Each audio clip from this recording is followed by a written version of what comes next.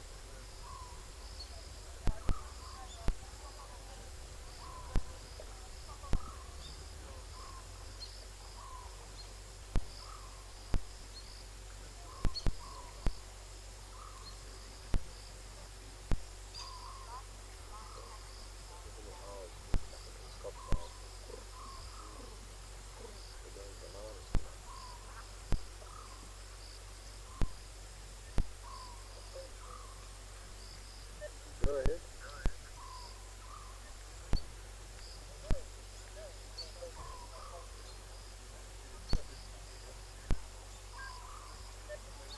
It's possible. Karula was here last night with those other two. So maybe she's caught her in coming.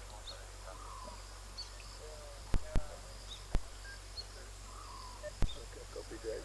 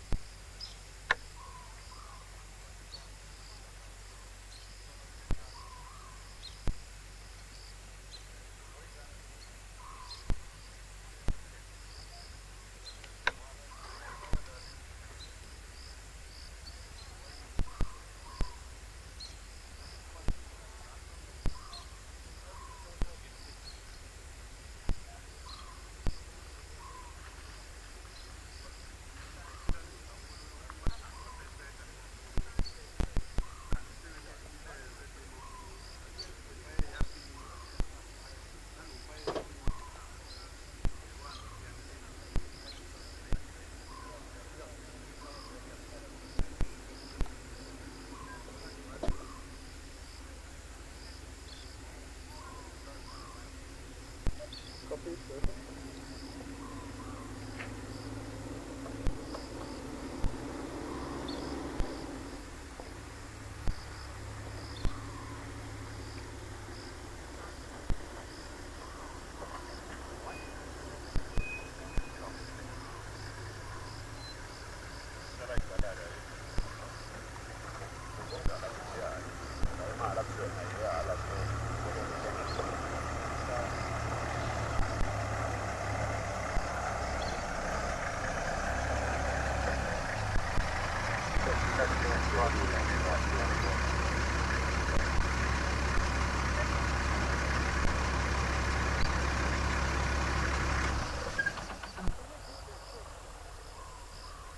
Different female, same male.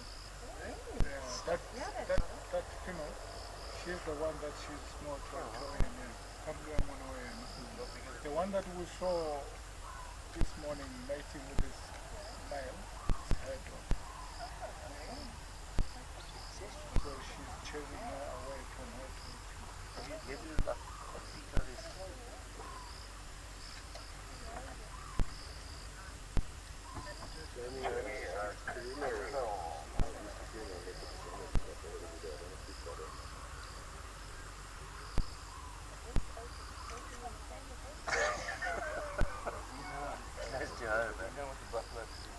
So where I was stopping there, she's just lying down. Thanks, Tex. That's good. Hello, everyone. Evening. How are you doing? Very good. No, exactly. Exactly. Other than the chill in the air, I mean... Yeah, it's a bit chilly out. Yeah.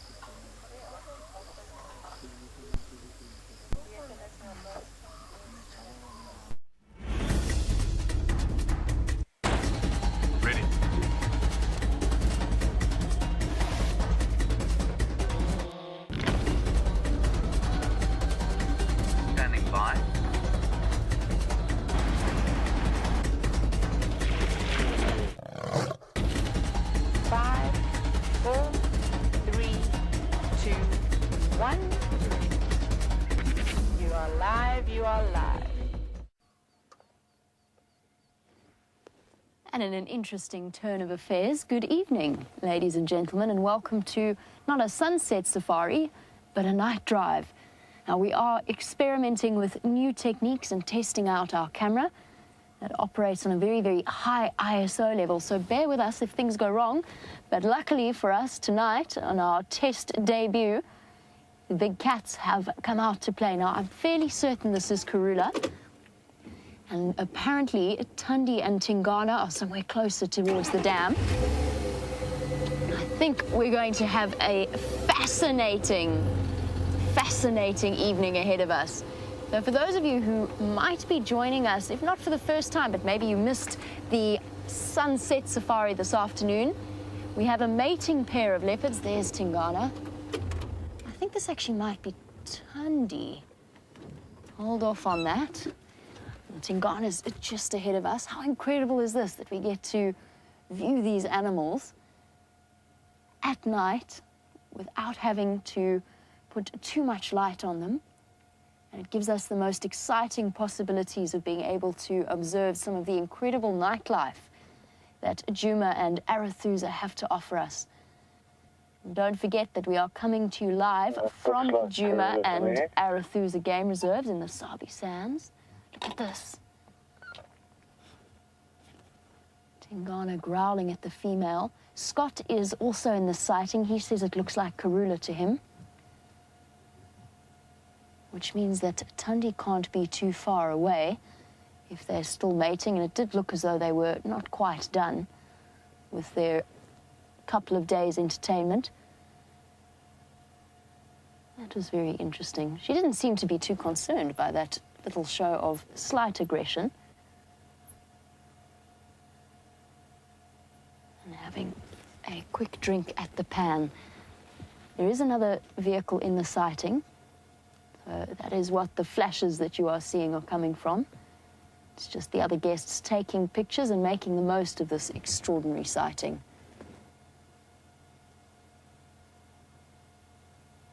And the temperature doesn't seem to have dropped at all this evening, although I think all of the animals of Djuma are at least enjoying the relief that comes from the lack of the blazing sunlight. I know that Thandi, Karula's daughter, so this female that we're looking at, her daughter that was mating with the male that we saw earlier, she was actually hiding in a water pipe earlier on in the drive, or early on in the afternoon, desperately seeking some shade. And now taking the opportunity to rehydrate after what has been, for me, one of the hottest days I've had on Djuma. And just a quick introduction, if you are joining us for the first time, my name is Jamie. I also have Brian, who is operating the camera for the first time. And as I said, this is an experiment and a chance to iron out technical difficulties, stretch the limits and figure out exactly how we go about this process. So bear with us if there's the odd slip every now and again. But what a phenomenal view we can actually bring you. Thanks, Scott. I'm out. Thanks, Tex. See you in the morning. And she's one very thirsty leopard. Now, if this is Karula, and I'm fairly certain that it is, it's tricky to tell, but if this is Karula, and she does decide to disappear into a drainage line, I will not be following her. Turn off my lights. I see how you go. It's great. Just yours. Copy that. Thanks, Scott. So Scott's going to try something. He's going to turn off his lights. Do you need any help with anything else? And we're going to see how we go without it. Copy that. Thanks, Scott. Perfect. Here we go. Awesome. So what it means is we don't have to have spotlights shining on the big cats. We do have a light on at the moment, but we will experiment with the different possibilities as we go along, having Scott here to help us out. And it looks like a thickney just raced across your screen as well. There you go. Maybe a nocturnal bird to add to some of your bird lists. I know a lot of our regular viewers keep bird lists. And since it is nocturnal, you don't always get to see them.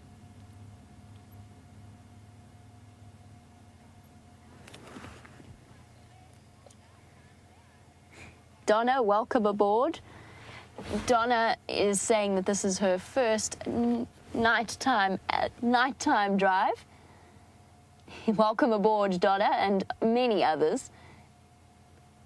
This is not our first time experimenting with this camera, but it's definitely the first time we've had such a wonderful opportunity. Look at that, what looks like a nightjar that was flapping over the surface of the water there. There you go. That shine to her eyes, reflecting ambient light from the vehicle. And that's what gives leopards their extraordinary nocturnal vision. The back layer at the back of the eye, known as the tapetum lucidum, which essentially enhances any kind of ambient light, allowing them, even on the darkest night, to see, if not as well as we can during the day, certainly far better than we can during the night. Now, that aggression that we saw earlier from Tingana,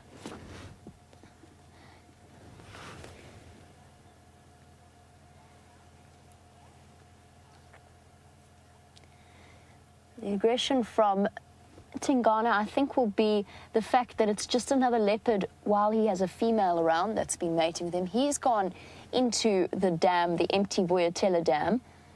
And we'll try and catch up with him once Karula starts to move off. But since we have this view of the pan, Deborah was wondering, has anyone noticed the terrapins bobbing about in the pan, in the Djuma pan? And there are lots of them moving about. The hippos seem to have vacated for the evening, which is pretty much to be expected. They're heading out on their nocturnal grazing activities. And I'm sure that they are feeling the heat as much as we are. Just an update on that. At 8:10 at night in the African bush, it is 35 degrees centigrade, which is 95 degrees Fahrenheit. And just to give you a rough idea of exactly the kind of temperatures we are experiencing. It's the sort of night that calls for sleep with wet sarongs or wet towels or wet kukois, whatever we happen to find and manage to keep ourselves cool.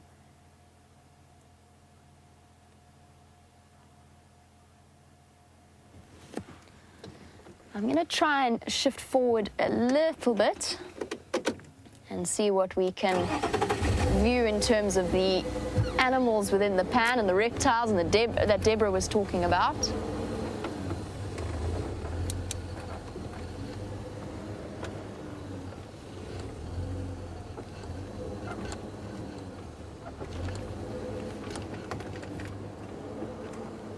How's that, Brian? Is that...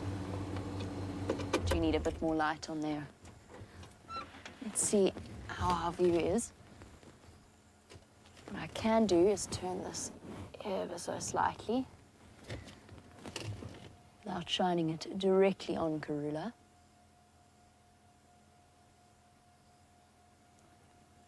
Hello, girl.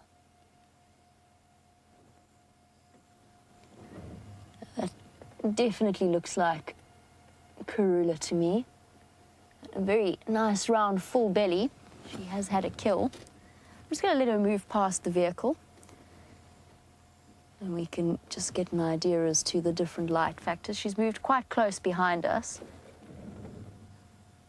I want to make sure that she's comfortable before I do move.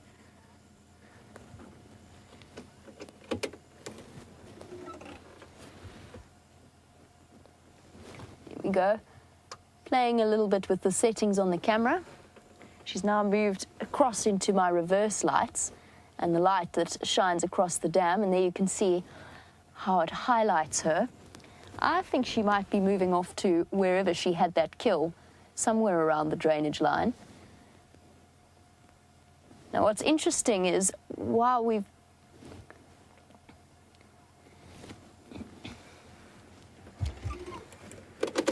what I'm going to do is I'm going to try and reposition to get a view of her. And while I do that, I'm going to switch off all of my lights and let's see if we can test exactly or stretch the camera's capabilities to its absolute maximum. We've also chosen a full moon night to do this on, to maximize any natural light that we have. I just need to see where she is or where she's gone. There she goes. As I said, if she goes into the drainage line, I won't be following her in that direction, just because there is a suspicion, or well, we know that she did have a cub at one point, and we still do not know whether or not that cub is still alive or around, or where, in fact, she might be denning.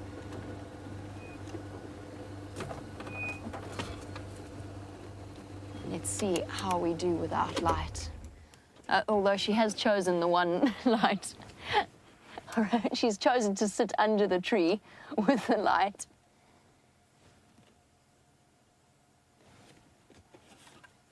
I'm just going to use my spotlight to just check for Tingana, just to make sure that I don't encroach on his space by mistake. And there she goes, with none of our vehicle lights on, just the light that illuminates the dam and the pan area.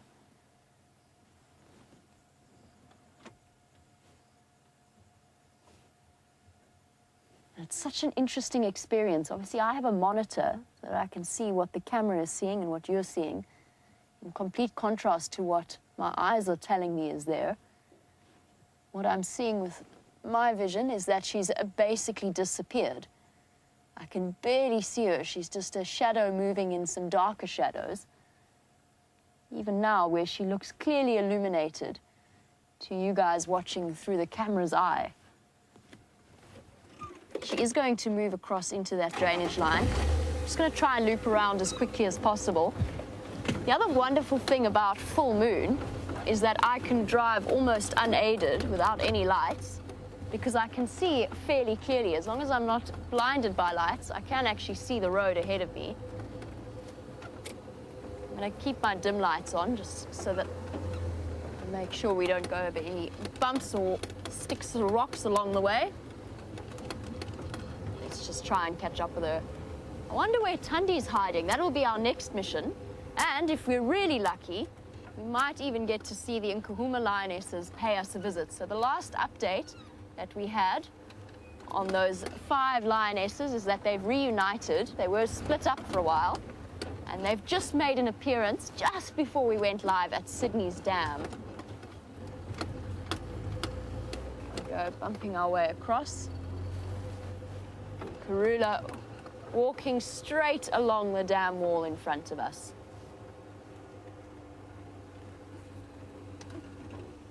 There we go. My lights are off. And let's test to see how this goes.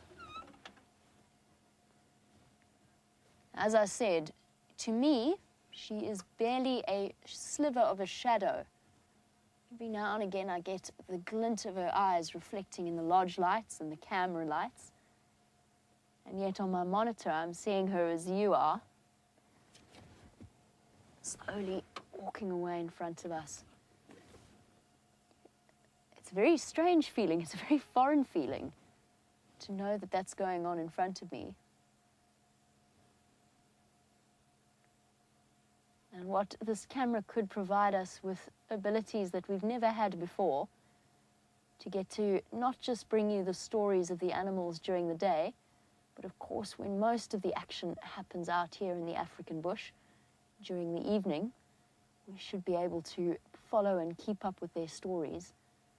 And the possibilities are positively endless. And move forward a little bit, make sure she doesn't disappear, because as soon as she disappears out of my sight, it's going to become very, very tricky to find her. Now, many of our regular viewers know when we have, for example, lions or leopards hunting at night, we always have to switch off our vehicle lights so that we don't disturb either the prey or the predator and impact in their lives in any way. And this should give us the opportunity to view those moments without disturbing any kind of natural order of things.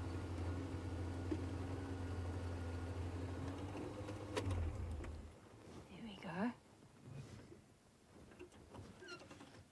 And I'm actually basically using the camera now to navigate. And there you go, you can see how she's disappeared into the shadow of the drainage line. Let's see what the view is like from up above. I'm going to just switch on my lights for a moment so that I can see exactly where she is, just in case she decides to lie down. Oh, she's not going to. She's going to keep going up in the drainage line wall ahead of us. Let's just see what this looks like. She's going to emerge out of the shadows there.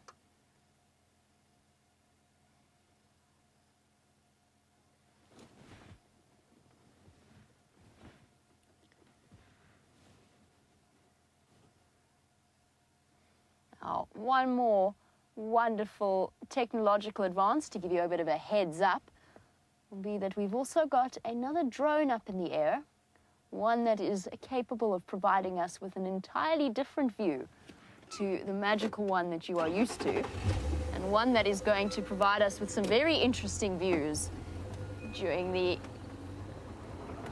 evening. Now, she's disappearing into quite a densely vegetated block, and this is one where we've seen her moving to and from recently. And as I said, I'm not going to follow her too closely. I don't want to impact too much on her evening, and if she does have cubs, obviously at night, that's an absolute no-no from our perspective. So this will be the last view that we have of her. I'll try and experiment with the different lights. There she goes, the wonderful Queen of Djuma, in a view never before seen. in the middle of the night.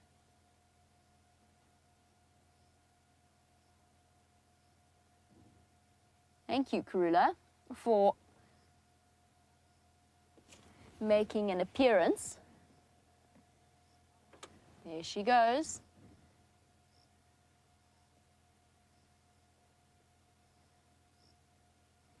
Now, the next step, of course, is to go and find a Tingana, see if a Tundi is still in the area, and figure out exactly what's happening with those two now that Karula's moved off. I think what I'm going to do is make my way down into the dip in the dam, and while I do that, let's bring you another fantastic view, which is a view from the drone. Oh.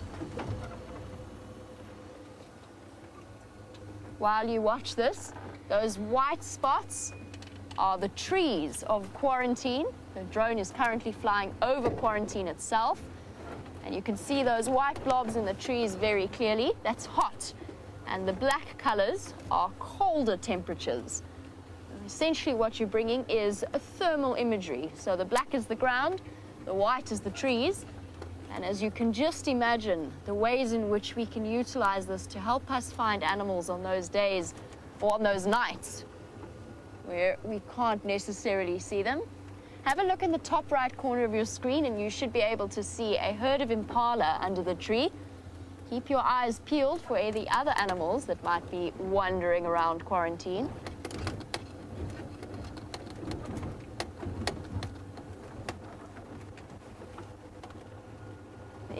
There you go, little white dot heading towards the middle of the screen. That is the impala. And how incredible is this going to be for all of us? To see not just an aerial view, but a nocturnal aerial view. One where you can observe all of the magical things. And what's wonderful about this is it's not just going to be the big cats following the stories of the big cats, but the nocturnal creatures that we hardly ever get to see on our daytime drives, even in midwinter where it's cool enough for them. We don't necessarily get to see them.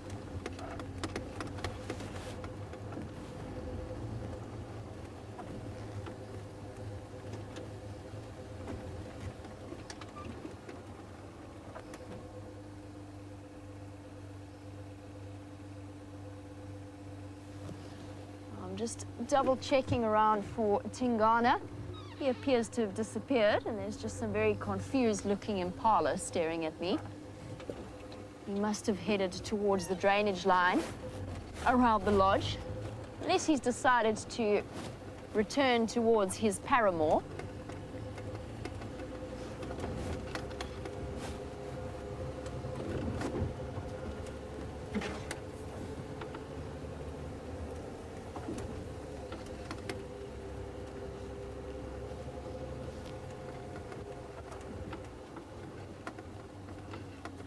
Just enjoy this. Now, apparently you're flying straight over Inge's house, which is where I live, and apparently it's showing up pitch black, which it was pitch black, which suggests that it was cold. I can speak from very firm experience that the inside of the house certainly doesn't feel cold on these boiling summer evenings.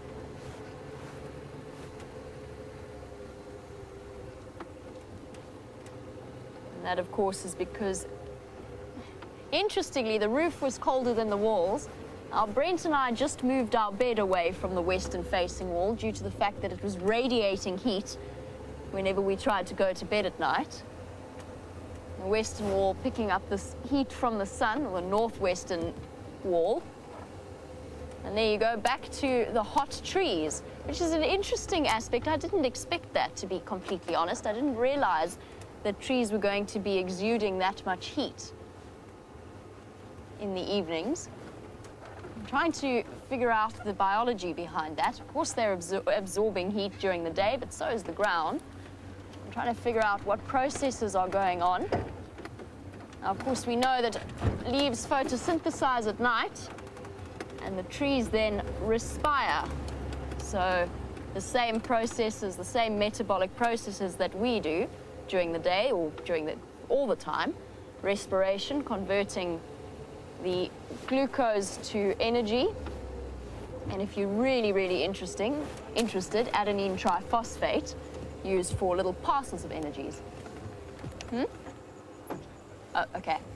Now, Ryan's just let me know that we need to change camera batteries, so let's do that quickly. I'll stop on the dam wall, and I'll keep scouring for Tingana.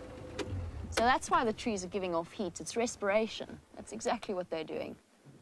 Photosynthesizing happening mostly during the day, and processes of respiration occurring during the evening and giving off that little bit of heat that we're seeing coming from the trees.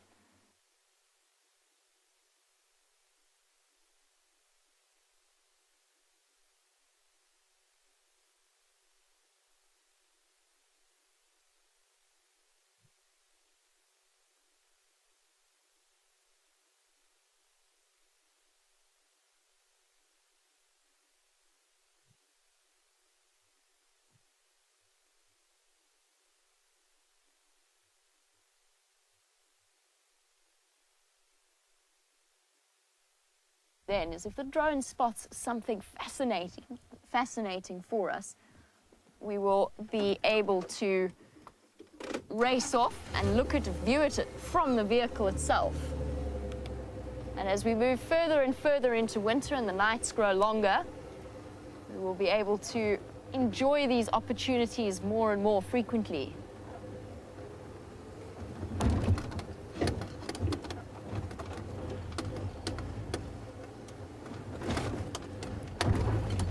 And Russ Pipe is already on it, in a true WildEarth tradition of naming our different pieces of technology and various things that we see.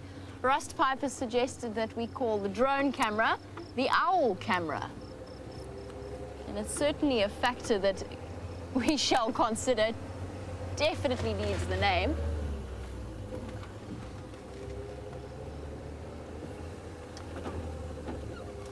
You got more of those white long trees and the darker black cooler patches that you're seeing.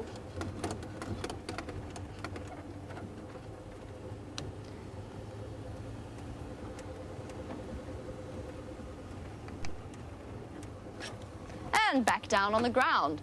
And what I'm going to do now is make my way across towards Quarantine. I've just seen lightning flashing off in the distance, so maybe the end of this heat is in sight. This afternoon, when everybody set out on their sunset safari, it looked as though there was going to be a tremendous storm, and it promptly blew straight past us, and the sun came out once again, and temperatures skyrocketed once again. And hopefully this storm decides to stay with us this time around.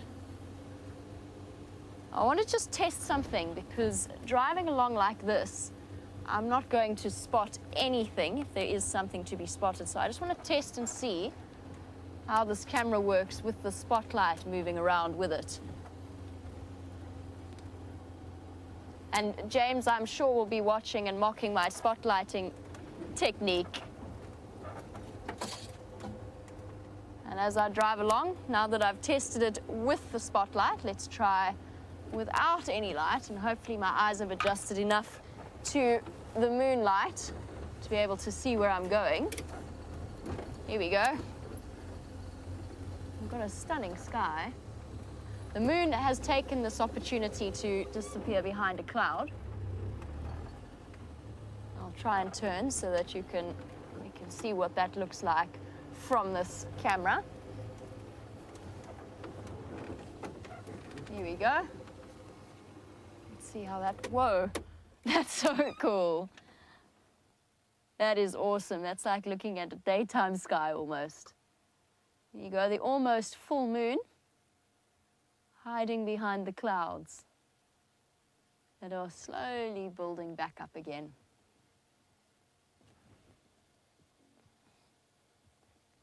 How awesome is this?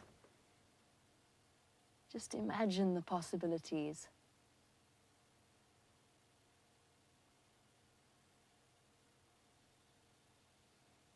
and you get nighttime ambient noise, the crickets moving through. And Brian, as always, proving that he is an incredible cameraman, experimenting with a new camera and still managing to bring you extraordinary images. All right, let's try this driving in the dark. Hey, I see the drone. I can see the drone. Let me try and get you a view of it. That's cool. Different from our other drone lights. Our other drone lights tended to flash either green or red. This one's got an interesting combination going on. Just a little like purple from here. See if we can catch up with it driving in the dark. I'm going to drive a little bit slower than normal just because I can't see exactly where I'm driving.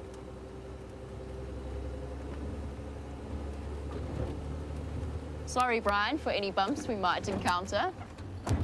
Like that one. Found that one.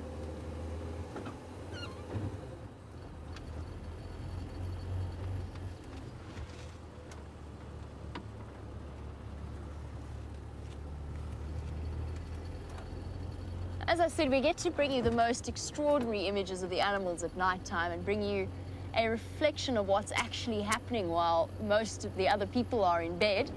But Ginny's concerned. Ginny is watching in Virginia Beach. Ginny is a bit concerned about our safety and is wondering whether or not our safety is in any way compromised driving in the dark. Well, on a night like tonight, Ginny, as I said, now that my eyes have accustomed themselves to the darkness and the moonlight, I can actually see really, really clearly. And I'm noticing that even the trees' shadows are showing up clearly. So something like an elephant, which would be probably my main concern whilst driving around at night. The elephants here tend to be very, very used to vehicles moving up and down. There's still main access roads where they're used to encountering vehicles at night. They're not in any way more likely to charge us during the evenings. And as for the rest of the animals, no, we're not in any way more that applies to all of them. They're all used to seeing people in vehicles at night.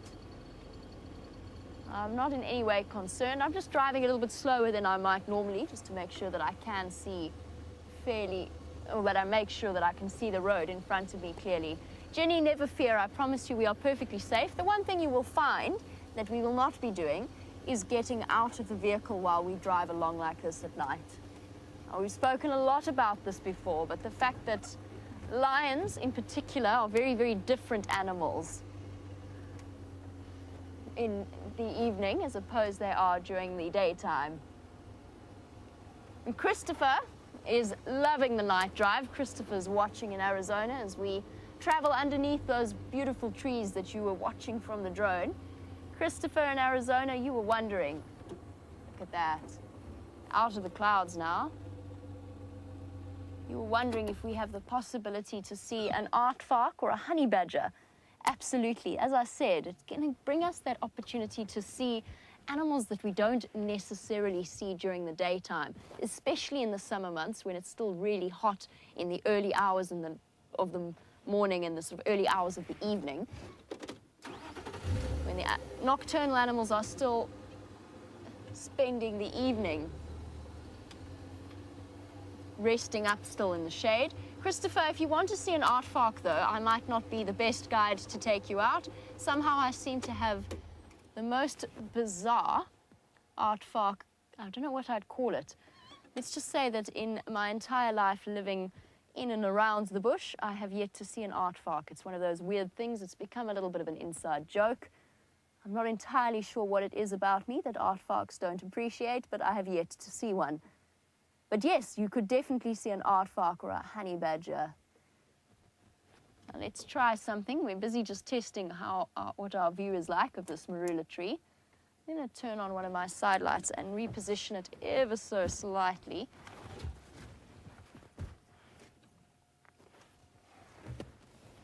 Which means that I have managed to unplug my earpiece. Here we go. So all I've done is ever so slightly turn on one of the lights on the side. It's not facing directly at the tree at all. but it is giving us a really interesting perspective. So what that means is that, there you go, you can see where the brightness of the light is concentrated. Now this is just the side, my left side light. I have a side light on the left, a side light on the right. And as with all Land Rovers, it is impossible to keep the headlights on whilst the engine is turned off. Oh, hold on, oh, it's working. That's interesting. It wasn't earlier. There we go. Perfect. And there we go. Let's see the difference that turning on the right side light would make. Oh, that's a bit bright. Oh, there we go. Awesome. So that's headlights and both side lights on. And as I said, we are testing and experimenting. So if you feel like I'm saying some rather odd things as we go along, oh. Well, Those lights on, I can't see. okay, that's interesting. So with these lights on, you can't see my face, which means that the presenter lights, let's try turning my headlights off. That's what it looks like with the headlights off. I'm going to regain my retina control. My pupils have done some serious muscular exercising from expanding to contracting in some seriously split seconds. It's been highly interesting. I'm just blinking some spots in front of my eyes. I can see purple spots, in case you were wondering. Very purple spots. And I might have lost my night vision a little bit. Interesting lesson. So for the diurnal animals, we often speak about this when we're driving in the last few moments of the sunset safari or the first few moments of the sunrise safari, that we don't like to spotlight for an extended period of time on any of the diurnal animals, the daytime animals. And that's because they, maybe not as quickly, but they suffer exactly the same effects that I just had, which is a sudden, quite temporary, it's a temporary blindness, but it definitely reduces their ability to see. And obviously that then compromises them and puts them at risk of any kind of attention by some of the predators wandering through. Right, I have regained my vision, I believe. I can see. Let's try driving with the lights on, I think, will be our next step. So side lights on. And I'm just going to fiddle with which direction they are facing. And as I said, I can definitely see a storm blowing in. Let's see if we can see one of the impala wandering up quarantine. I think it's an impala. Let's see if we can get a view of that. I don't think we're going to be able to. Obviously, as I said, we can't shine any lights on them. Let me see where it's gone.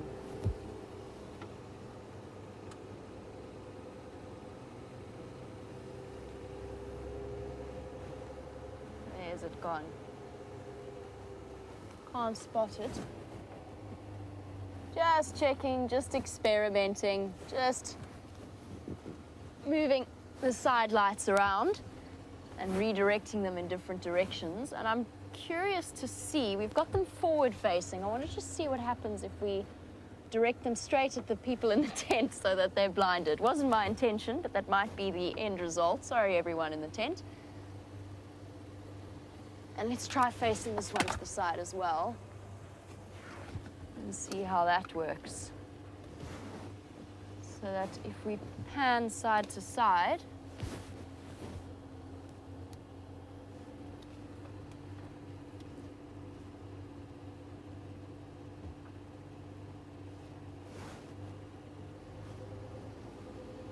while we go off in search of some of the species that we don't necessarily always see, Nick Jones was wondering what animals are strictly nocturnal. There's one Nick Jones. There's a white-tailed mongoose.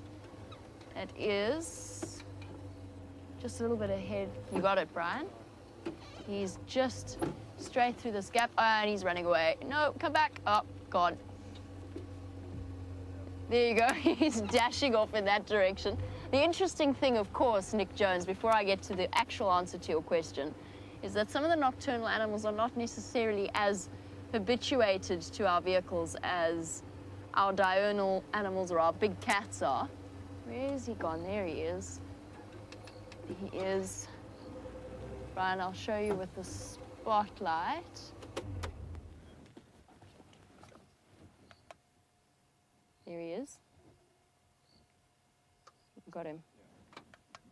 There he goes. The little flash of the white tail. And off he scurries. Awesome. Well done, Brian. He's just stopped. He's actually stopped. Should be able to get you another view.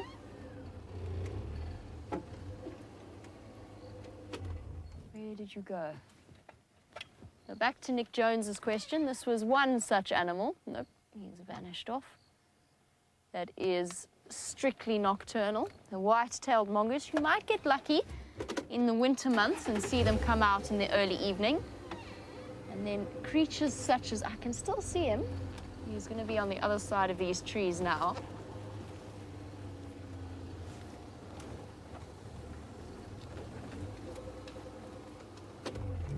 He is at the base of, oh, he was at the base of that tree. I think he might have run off now.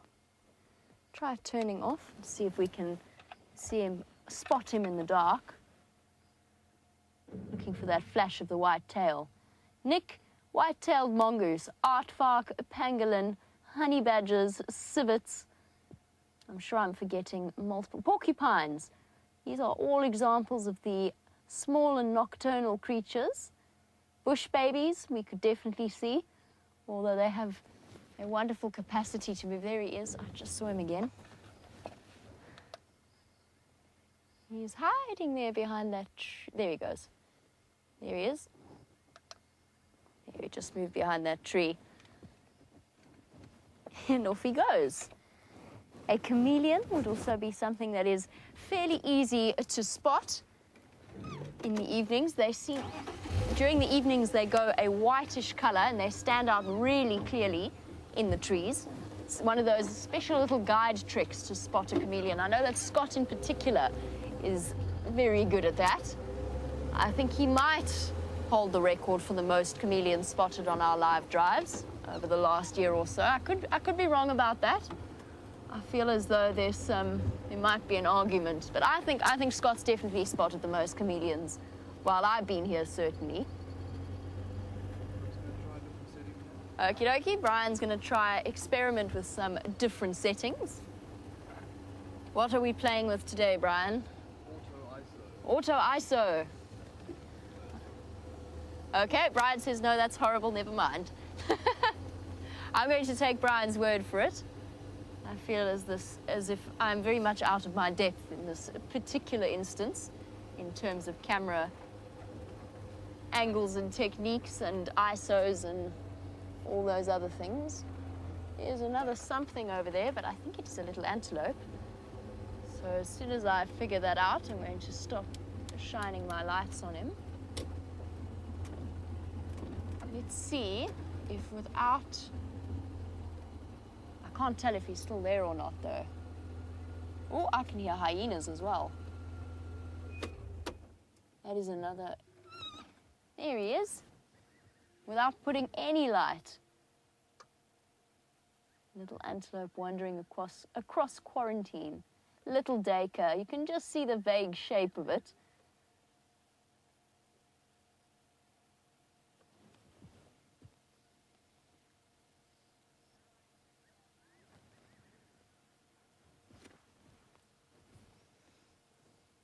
Wandering across. I hear the sounds of the drone, and I think it's time to have a look at the view from the skies once again. Let's see what the drone...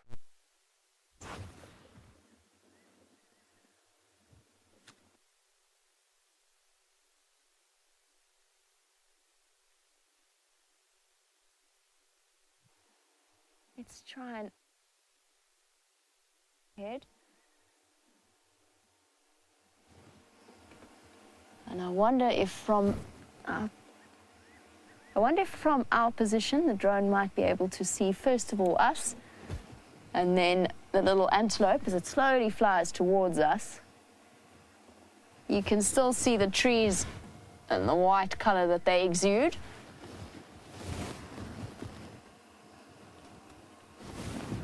I imagine that the whiter trees that you are seeing are probably the more densely foliated trees.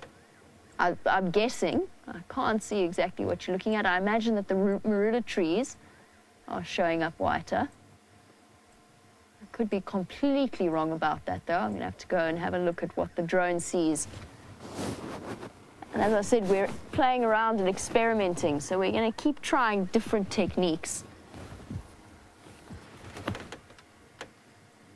It's approaching us, I think. No, almost. Now, this will be so fascinating if the drone can spot an animal for us. For example, lions moving through the bush, and we can clearly see the light of it moving through the sky. We'll be able to follow it to the sighting.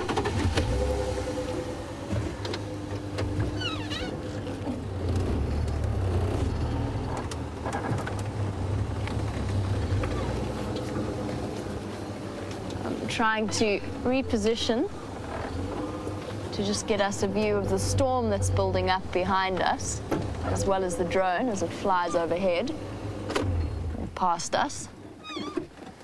And I'm just going to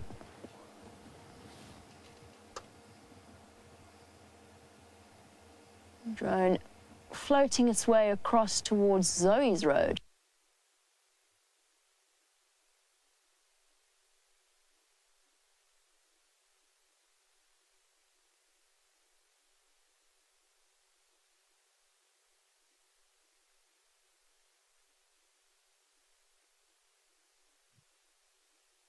The buffalo, it's definitely an animal of some sort. And you can see how incredibly the white is showing through due to their body heat. It looks as though they might be buffalo.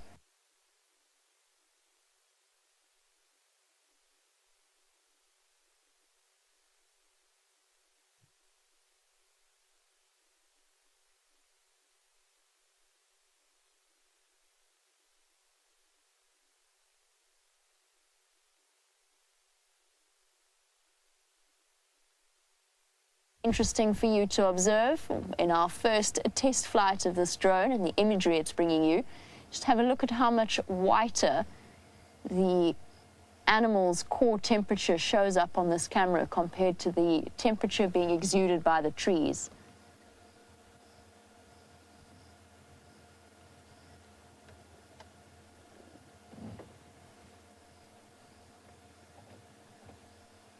I can see where the drone is hovering over them. It'll be interesting to go and investigate whether or not it is buffalo. It seems as though it is. Just on the other side of quarantine from where we are now. The drone flashing like a beacon at us. Oh, I can hear hyenas.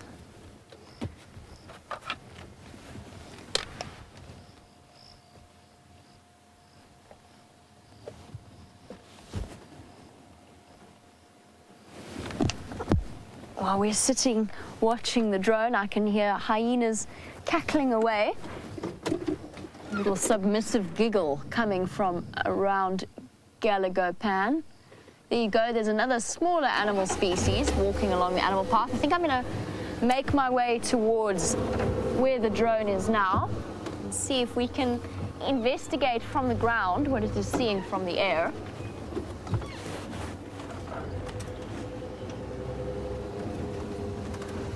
Animal walking down along a game path.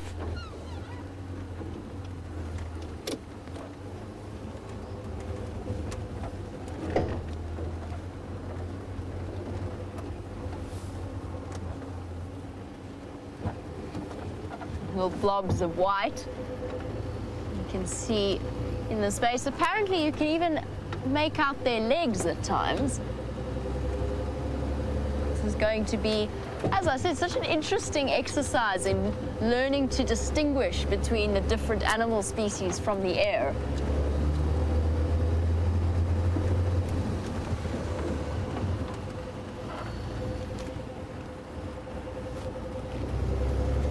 I'm nearly there. I've just got to loop around towards Zoe's road. I hear that you are all loving our experimental night drive. And just think how magnificent the possibilities are for the future as we perfect and get better at what we're doing and learn the different techniques that work the best. Where's that drone gone now? There it is, flashing lights. Let's go find out what the drone was looking at and see what it looks like from our perspective.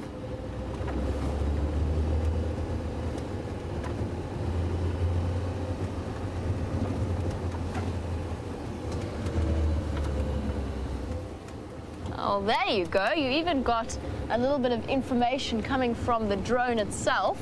And apparently you can see that it is 73 meters above the ground. If you look on the left of your screen, it will tell you the height that we are above the animals, or above the ground.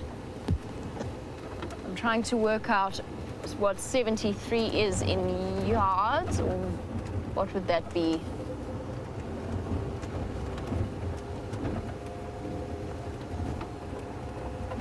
Now you can see all of the impala lying down on the ground.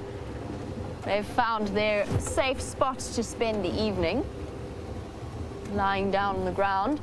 And the further I look towards our southern and our western horizons, the more I see the storm that's on its way.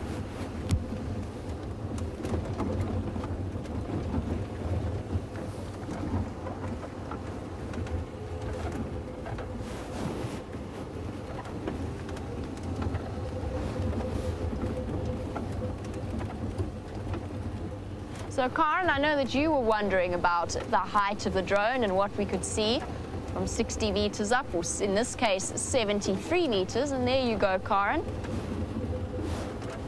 I've gone a little bit too far away from where the drone is now.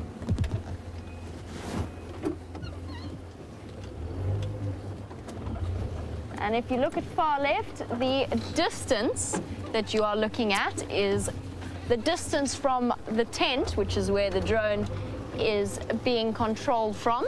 So 542, I believe, half a kilometer away to the west. I'd love to know what the range of this drone is. I heard a rumor it was somewhere around 1.5 kilometers. But that might have just been a rumor. I'm curious to know. These are all facts and figures that we will iron out for you.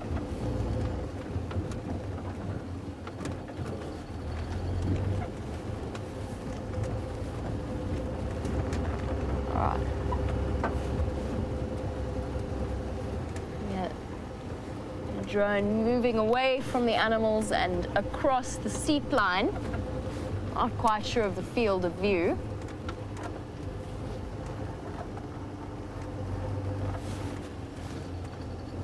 I'm busy trying to figure out where those buffalo and impala were that the drone was spotting.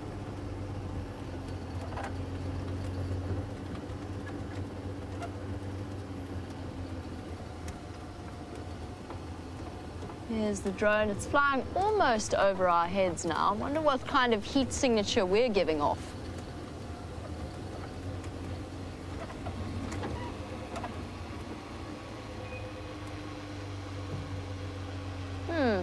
That's interesting. Drone is basically right above us. And gone. Well, we're under the radar, Brian. Undetectable. But I do see the herd of impala that the drone was looking at earlier.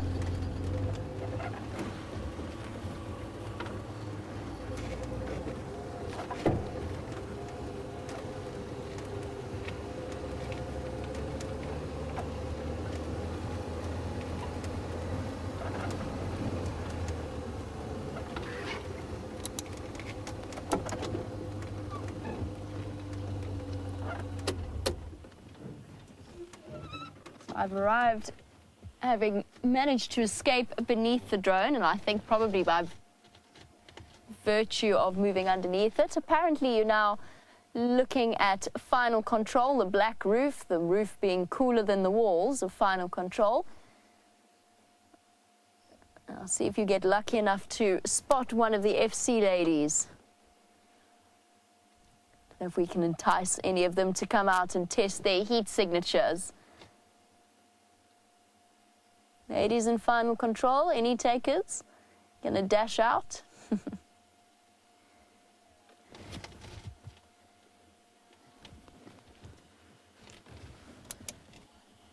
And now a close-up of a tree glowing white with the ambient heat.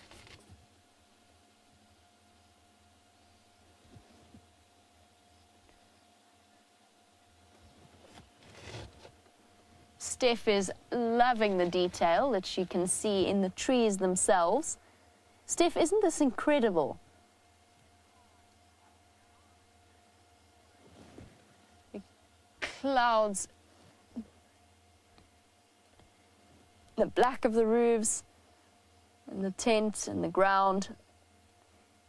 I'm actually quite jealous of all of you. I have not yet seen the images that are coming through from that drone. I would love to be able to.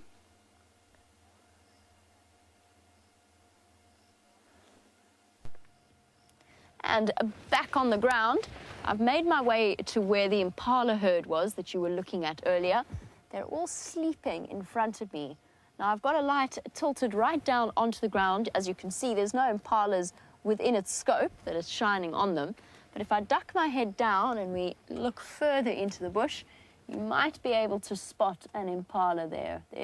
There's one there, staring at us. Now what I'm going to try and do, I don't think we're going to be able to see them without any ambient light. Apparently you could see from the drone that some of them were standing and some were lying down. Let's try and see if I can tilt this in a way that doesn't shine on them, but gives us enough light to view them. Here we go. See if we can have a look at them from this perspective. No signs of them being disturbed. There's still plenty of them sleeping. Where are you, impala? There you are. Somebody having a meal. And the lambs sleeping in the center of the herd. I'm going to try. Do you think, Brian, if I turn the side light off, we're going to... Let me try. Turning off the side light, turning off all the light around us. And just have a look there. I could see an impala shape. And just to let you know with my eyes, that is completely black. I absolutely cannot see a thing in that direction.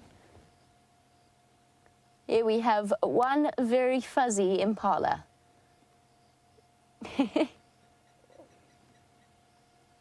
Beautiful.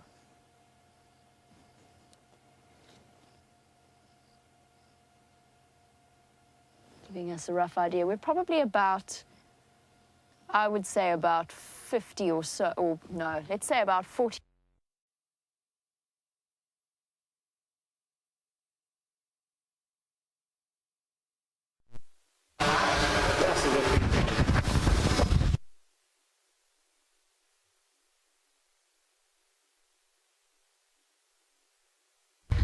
Nikki. And what I want to show you, I want to see, Brian, what do you think will happen if we try and look at the storm that's coming through on the horizon?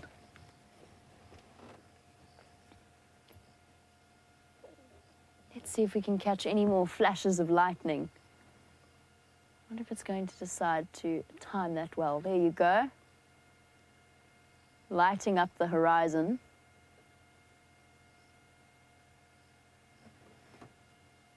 I hope that storm decides to come across in our direction and not blow away. Bringing, there you go, a bit more. Did that come through? Yes. Might bring a bit of relief from this oppressive heat. The only description I could have given to the wind this afternoon was that it was a desiccating wind. It felt as though it was sucking moisture out of every living thing it passed. It's like standing in front of a hairdryer for the entire day. Luckily, that wind has dropped, And hopefully it was slowly bringing in these rolling clouds. You can see the flashes of lightning off in the distance.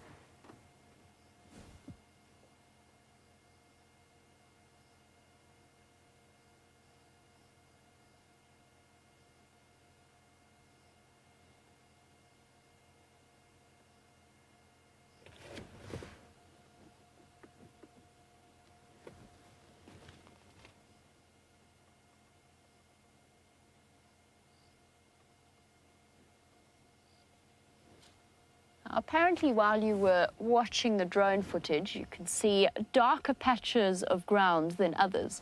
And Connie was trying to work out what on earth makes some of them darker than others, since it can't possibly be moisture. And Connie, you're absolutely right. There is very little moisture at the moment.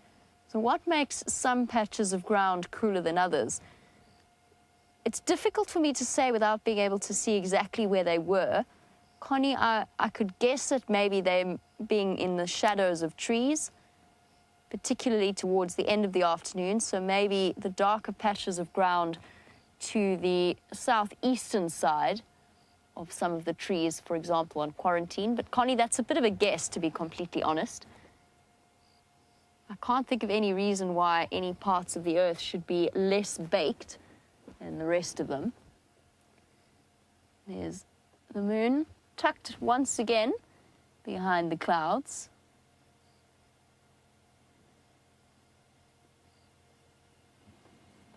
I have to tell you something, there's nothing more beautiful than a full moon evening in the African bush. First of all, because of our ability to see fairly well with what little ambient light the moon provides there. The stars, not often we get to look at the stars either. I'm going to, I wonder which star are we looking at there? Look at that. Twinkling away in the distance. So I can actually see Orion's belt. I'm trying to work out if that's what we're looking at. Don't think you can. Fair enough. Just out of our reach from where we are. Oh, there we go. Well done, Brian. There you go, ladies and gentlemen. Orion's belt, a constellation that everybody is familiar with around the world. If you're in the northern hemisphere, it might appear slightly different. But the three kings of Orion's belt, Alnitar, Alnitak, and Mintaka, the three stars in a row. And of course, Orion, the great hunter, visible in South Africa from around November to about May. The great hunter that boasted he would kill all of the animals. And the goddess, I think it was the goddess Artemis, didn't appreciate that particular threat. And since he'd underestimated the power of nature, sent Scorpius to go and, Scorpius the scorpion, to go and target him. Sorry, yes, it was Scorpius. And he stung Orion in the heel, mortally wounding him. And when they both fled to the heavens, they chase each other through the night sky, which is why you only see Orion in summer in South Africa and Scorpius in winter. And of course, we talk about our Western constellations and myths and stories, but the local people have their own completely different interpretations of the shapes that stars have, yet they still interpret them as shapes. I know that there are star constellations that are thought of by the Bushmen to be what we would know as a journey of giraffe moving through the sky. Interesting how human beings across the globe have given stars those meanings, coming to those conclusions, and of course completely independent, completely different comparisons and stories behind them, but they still have stories and they still give them shapes. Awesome.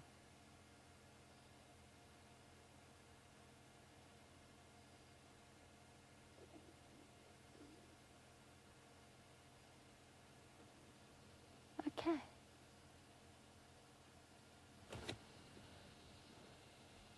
Right, well, let's carry on and see if we can figure out where those buffalo were. Let's see if we got it correct and that they were actually buffalo that you saw feeding or grazing around. Oh, hold on one moment. The difficulties of driving in the dark is that you put things down in the dark. There we go. I found Rusty's immobilizer. This is good news. We're not going to be trapped here.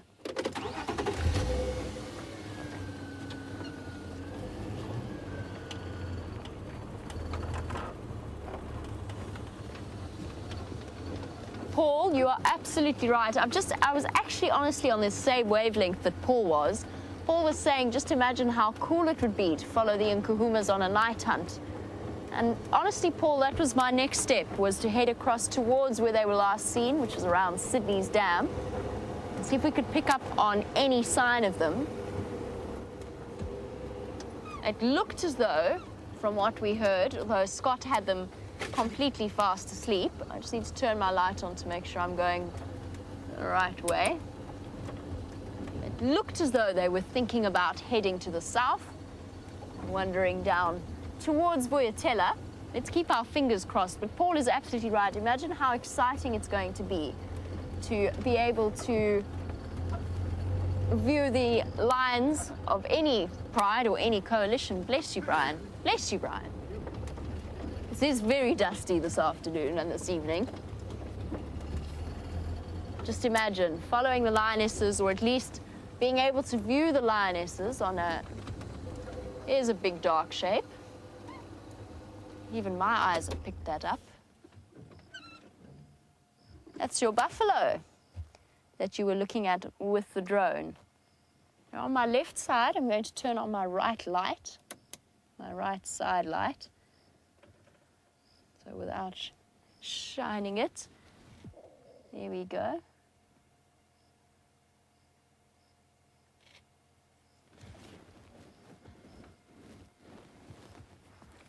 Here's the buffalo that you were looking at from the drone. The drone busy changing its batteries, or having its batteries changed. I don't think the drone is actually physically changing its own batteries. Now that is with a light on my right. From the position I'm in, I can't turn the light on my left on without shining it directly at them. But I can turn on my headlights on low, and we can get an idea of the shape moving around to the left of us. It just came looming up out of the darkness.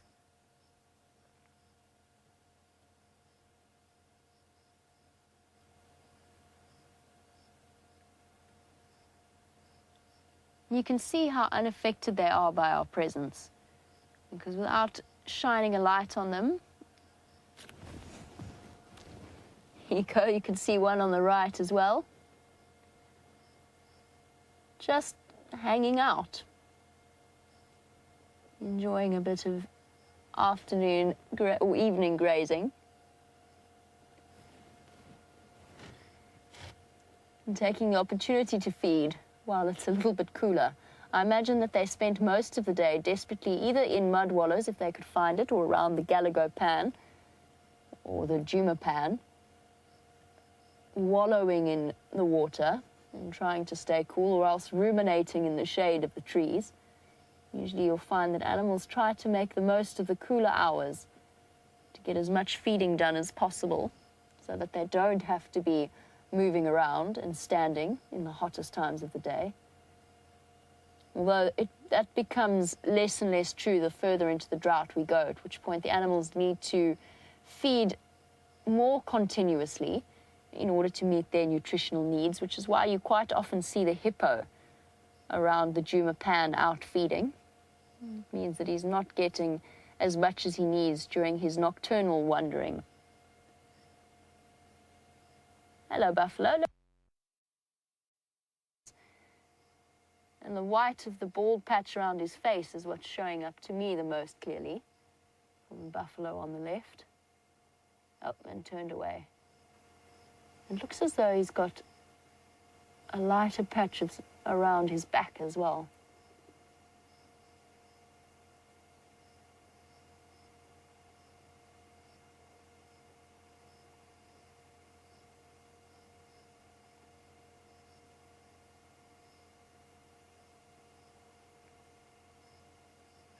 Right, I think I'm going to leave the buffalo for now and start heading in the direction of the Nkuhumas. Oh, the last we heard, try to turn that off. Take my headlights off as well so that we can experiment with as little light as possible.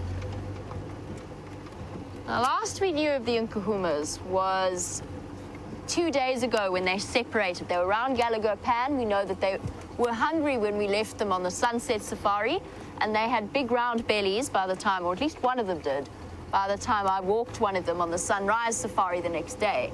But they had split up, and we couldn't quite work out, we still don't know to this day, exactly why they split off the way that they did. One lioness going across to Simbambili, the others moving into Buffelshoek. But they have all reunited around Buffelshoek Dam. And now, 2 days later, there's a very good chance that they will be thinking about hunting. Now, this time of month, with the moon as full as it is not their favorite hunting time. So leopards and lions like those dark, windy nights, either cloudy or new moon, so that the prey species don't have as good a vision as they might have on a night like tonight. Battery? All right, we need to change our camera battery, so bear with us, don't go away. Stay with us. We might just disappear from your screens for a little bit. We'll be back up and running very, very shortly. I'm just going to provide Brian with some light at the same time. And while we do that, let's pop over to the dam cam. I'll be with you shortly to continue your night drive.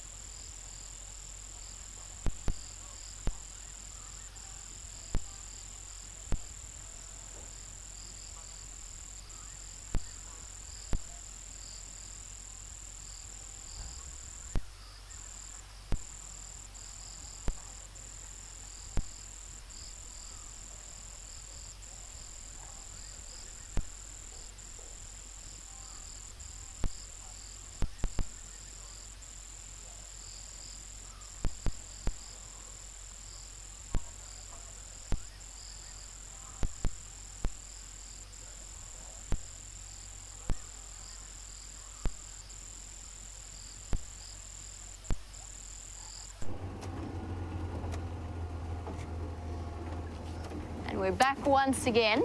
I am struggling to drive while the moon is behind the clouds without any headlights on. So I've got my headlights on dims for now.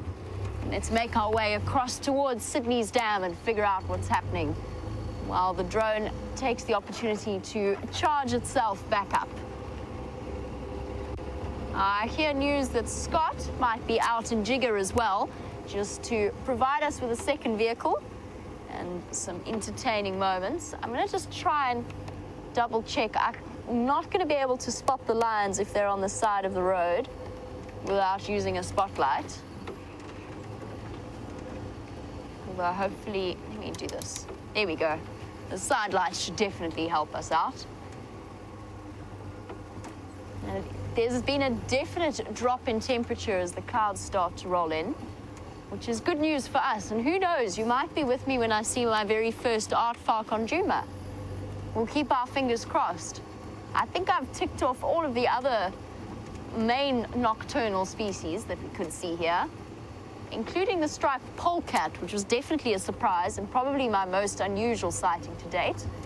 I just haven't seen an aardvark, and I definitely haven't seen a pangolin while I've been on Djuma. I have seen a pangolin elsewhere. A pangolin, for those of you who are unfamiliar, looks something like a walking artichoke crossed with an armadillo.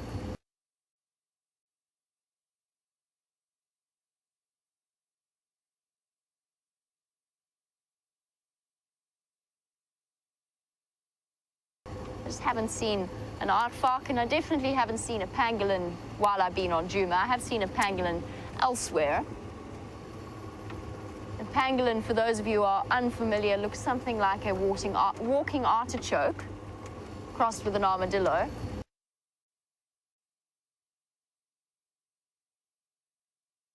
To provide you with a second view of the evening from one of our normal cameras. So let's have a look at the difference. Hello, and what fun is this?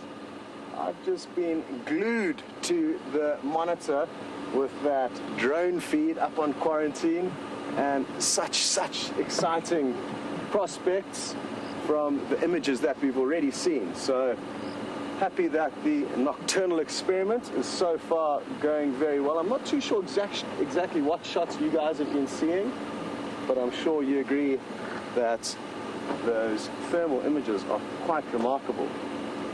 Now, I hope Jamie gets lucky with the Inkuhuma ladies at Sydney's Dam. I've got a feeling they're still going to be there. We went in and checked on them as there was a report of them coming south towards us, but sadly not.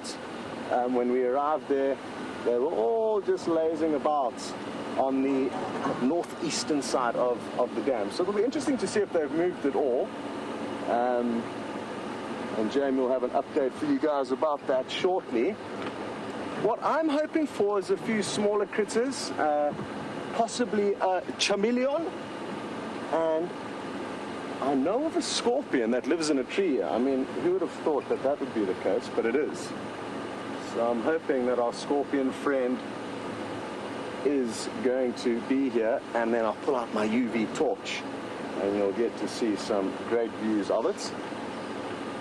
Good evening to Rhodey, who is joining for the first time and is not sure whether this is actually happening right now, and obviously the fact that I'm answering your question confirms that it is. It's hard to believe. If I was in your boots, I probably wouldn't believe what I was telling you. So apologies if you do not think it is real, but we've got a team of technical wizards that have strung together a whole bunch of equipment, and now you're getting an incredible live feed.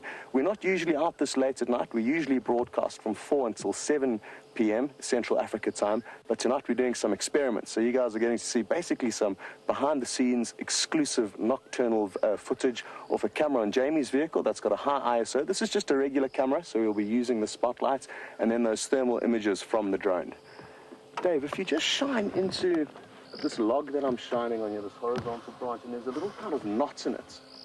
I'm fairly certain, slightly to the right, slightly more, there's a little hole there. I'm fairly certain that some of you may remember seeing a scorpion in this very hole with me. So I'm just going to jump out with my UV torch quickly. Just going to scan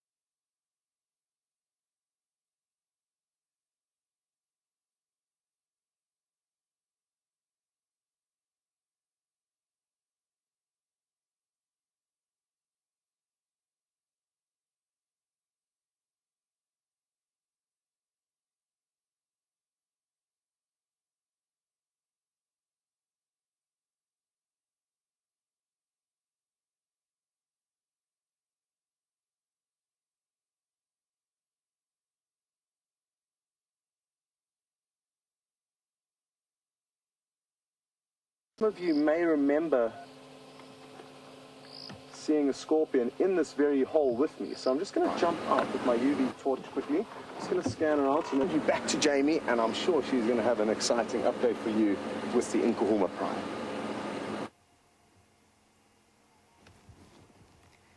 I'm going to hold off speaking for now, in case our audio isn't coming through to you all.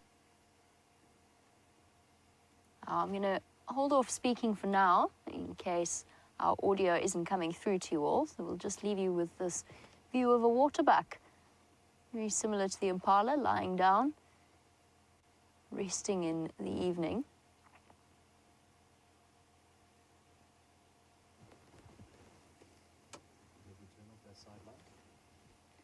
Left and right. Yeah, let's see how it looks. Ooh.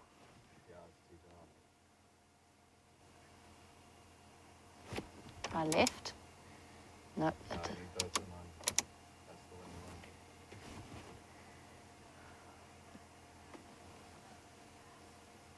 Here we go. We seem to be back up and running with our audio. And we're just testing the different amounts of light that we can see. The one thing that has happened is that the cloud cover has moved completely across the moon now. It's fairly thick, much thicker than it was before. And it looks as though this is going to be a fairly permanent state of affairs for the rest of the evening. Okay, it doesn't look that dark when we look at it with this camera. You have to take my word for it when I say that the moon, to my eyes, has all but disappeared. Camera completely changing what we can see. The view of the night sky for me is to be the highlight of this particular experience. To just be able to see the clouds rolling in and the horizon and the trees is such a treat. A view that we've never seen before. And then, of course, to be able to watch our diurnal animals without bothering them at all with any kind of light.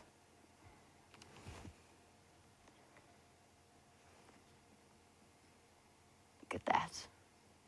The green of the trees showing up clearly where my vehicle light is highlighting them. And in the back there, that waterbuck still completely unconcerned. It's aware that we're here, obviously. It heard the vehicle approaching, but not bothered in any way. And we're right up close towards Sydney's Dam. I think we should continue on our way and figure out if those... Oh, hold on. Who's coming through on the left there? Is that the second water? Yes, it is the second waterbuck. So to me, all I could see there was just the glint of an eye moving through. The rest of it is complete black, pitch black for me. And yet in your screens you can make out the details of what looks like a male wandering through. Yeah, there we go. You can see his little horns, a young male.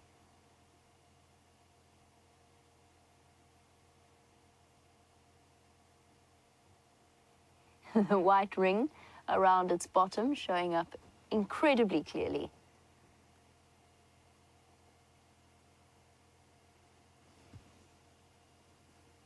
Although it looks like he's right in my spotlight, he actually really isn't. He's behind the trees at a distance of about 40 meters. I have got my vehicle's side light on, but if we have a look at where the focus of that beam is projecting, there, that bright white of the log, that is where the light is directed. It's pointing right downwards, so it's not in any way affecting the waterbuck. They'll be aware of it, but it's not bothering them.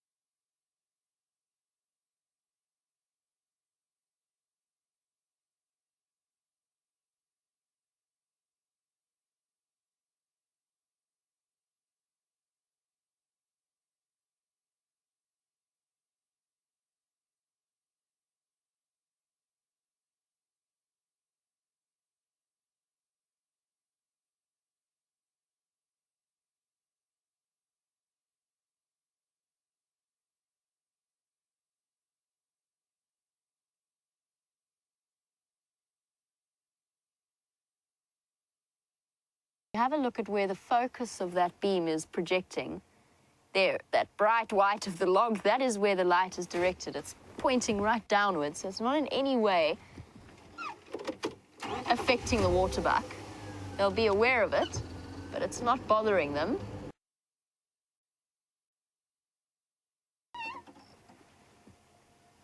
Oh, we really do apologize for that, but we are back up and running. Now we really get to view elephants at night as well. And just to let you know, the drone is back up and running. It is charged and it will be up fairly soon.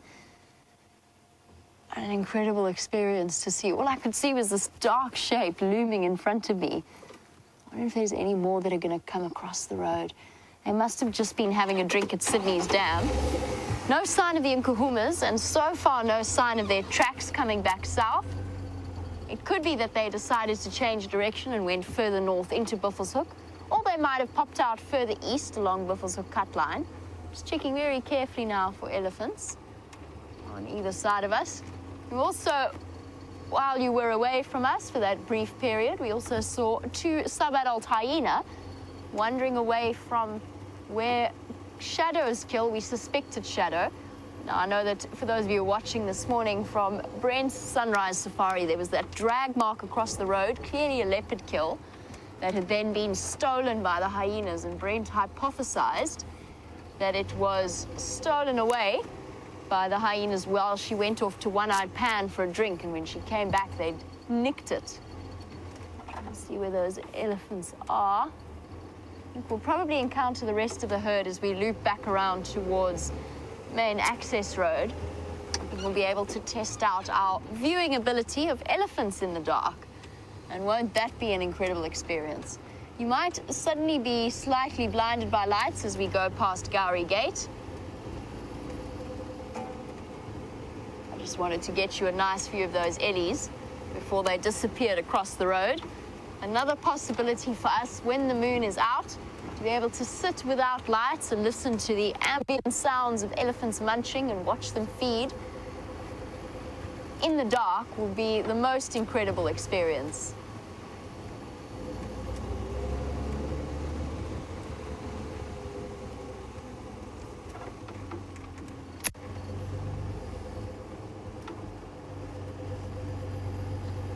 It's going to take me a little while to loop around to get to the elephants.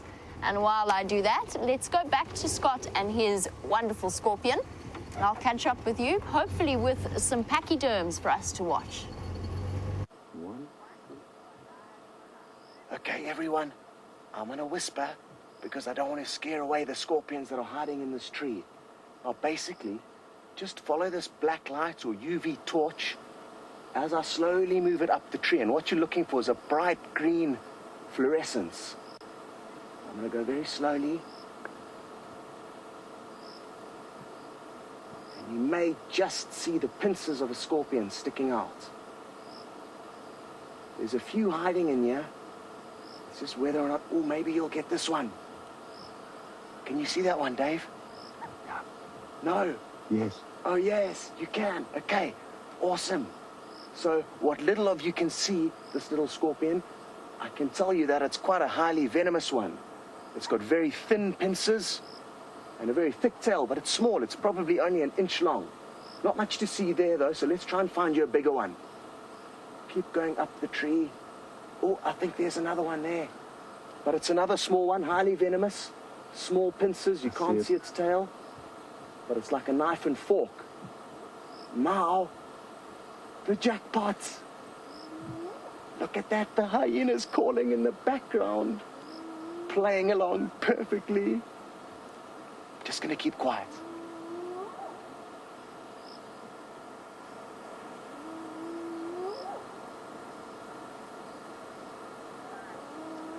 Another one's now calling. And it sounded like possibly even a bushbuck alarm calling. Anyway, this is a big scorpion, but it's unlike those little ones that are highly venomous. This one has got big pincers like a crab or a lobster, so that indicates to you that the danger comes from the front. Scorpions that are highly venomous, their pincers will be like knives and forks. You won't even notice that they're really pincers. They'll look like the legs of the scorpion. Now, to give you an idea of how acute the scorpion senses are, I've got myself a little scorpion fishing rod. It's just a very thin blade of grass, and I just want to trail it past the edge of its tunnel, if I can reach, and it'll be able to sense the vibrations, and it'll probably come out and try and grab it. Watch here.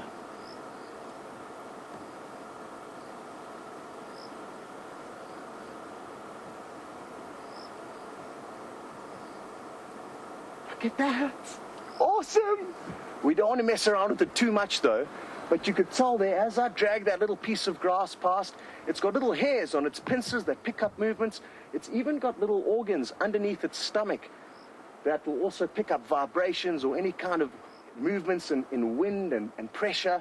So they're incredibly good hunters, these scorpions, stealth hunters that just wait in ambush for their prey to come past. Now, speaking of scorpions' prey, there's actually some walking around in the trees. So I'm just going to get my regular flashlight out. And how awesome is that, the way they glow in the dark? That scorpion, we should actually have a look at it when it comes back out. It's pitch black. You're not going to believe it. Now, where has the prey gone? There was a massive millipede crawling around this tree earlier. I can't for the life of me see where it's gone now. But there is some prey crawling up in this tree, and scorpions will feed on millipedes as well as almost any insect that they can catch. Sadly, though, it looks like the millipede has disappeared behind one of these branches. It's a big black little critter. Now, Dave, maybe it's worth trying to get a view of the scorpion now, just so we can see how black it is. See if I can't coax it out.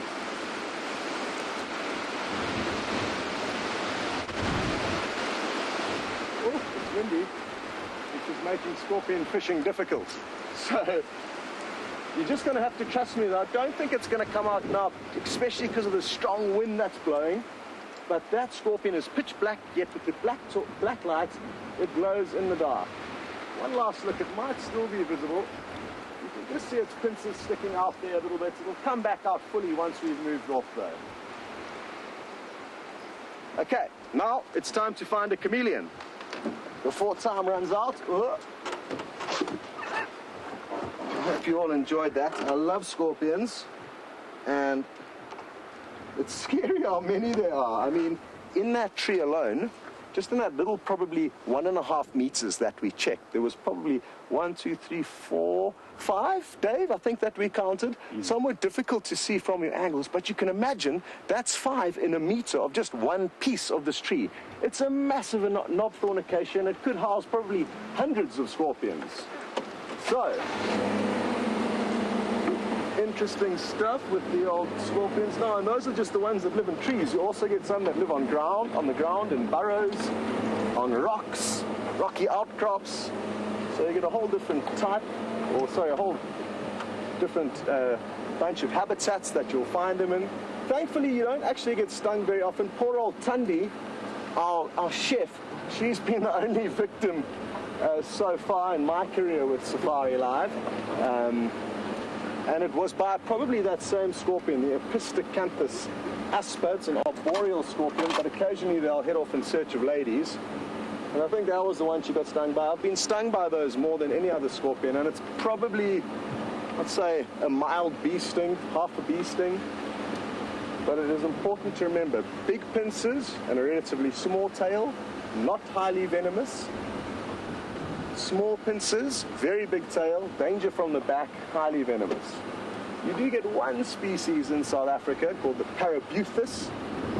Parabuthidae family, and those are nasty. You don't want to be stung by one of those. A good friend of mine who I trained with got stung on the foot 3 times. Bam, bam, bam. He was wearing flip-flops.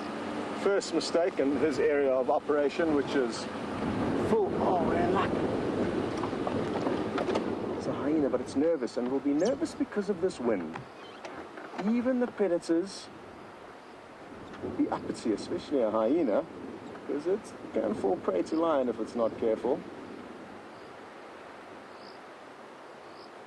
And I believe you also saw one with Jamie earlier. That one looks like it's been mud wallowing. It's got a very dirty undercarriage. Cool. Well, I'll tell you what, there's a serious wind that's just started blowing, and I think there could be a storm on the way. So that'll be perfect timing, and we're going to send you across now back to Jamie. I think that's going to be the last you see of me. I'm so happy that we got to check out a scorpion at least. We'll have to do a chameleon next time on the next night drive, whenever that may be. Possibly tomorrow night, who knows. Anyway, thank you very much for staying tuned for the extra fun. Dave, well done on camera, and over to Jamie.